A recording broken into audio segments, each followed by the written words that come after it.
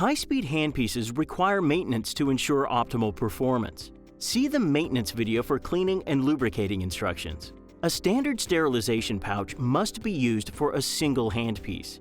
Ensure that the pouch is large enough to contain the handpiece without stressing the seals. Handpieces should be loaded into dedicated instrument trays or general-purpose sterilization trays. Ensure that they are protected and do not exceed the tray manufacturer's limit per tray. After packaging, the handpieces are ready for sterilization. Do not exceed 135 degrees Celsius in the autoclave. These are the recommended sterilization settings by autoclave type. Allow the handpiece to cool to ambient temperature in the pouch prior to use. If moisture is present, increase your sterilizer dry cycle appropriately. Store in pouch after sterilization until ready to use. You should never operate the handpiece without a burr in place.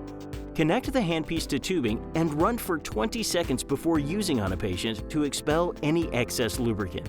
Ask your StarDental customer service rep for more information or download the user manual or maintenance sheet from dentalese.com.